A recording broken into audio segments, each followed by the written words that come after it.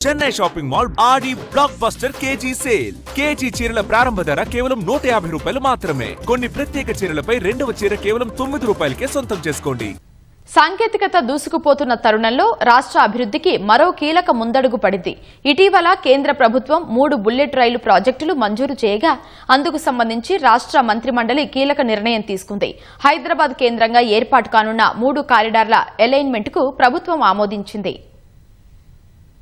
హైదరాబాద్ కేంద్రంగా ఏర్పాటు కానున్న 3 కారిడార్ల బుల్లెట్ రైల్ అలైన్మెంట్ స్టేషన్లు డిపోలకు సంబంధించి సవరించిన ప్రతిపాదనకు రాష్ట్ర మంత్రివర్గం గ్రీన్ సిగ్నల్ ఇచ్చింది. హైదరాబాద్ ముంబై 671 కిలోమీటర్లు, హైదరాబాద్ బెంగళూరు మధ్య 597, హైదరాబాద్ చెన్నై మధ్య 760 కిలోమీటర్ల పొడవున హైస్పీడ్ రైలు నెట్వర్క్స్ అందుబాటులోకి రానుంది. శంషాబాద్ సమీపంలో ప్రధాన రైల్వే స్టేషన్ డిపో కోసం 400 ఎకరాల భూమిని కేటాయించాలని ప్రభుత్వం నిర్ణయించింది. ఆ కారిడార్లకు అనుగుణంగా తుది అలైన్మెంట్ ని HMDA future city master plan లో చేర్చాలని స్పష్టం చేసింది. భూసేకరణ, యుటిలిటీ మార్పిడి, వివిధ శాఖల అనుమతుల ప్రక్రియని వేగవంతం చేయాలని అధికారులను మంత్రివర్గం ఆదేశించింది.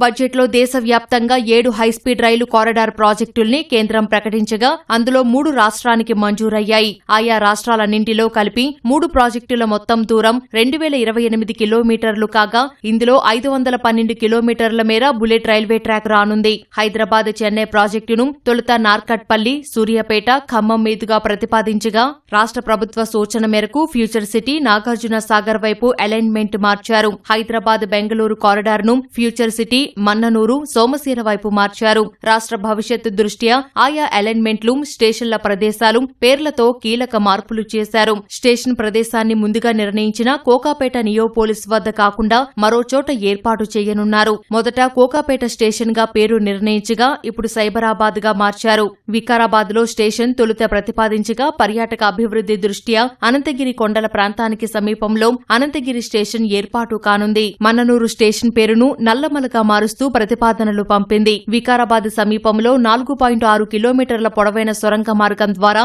హైస్పీడ్ రైలు ట్రాక్ను నిర్మించనున్నారు.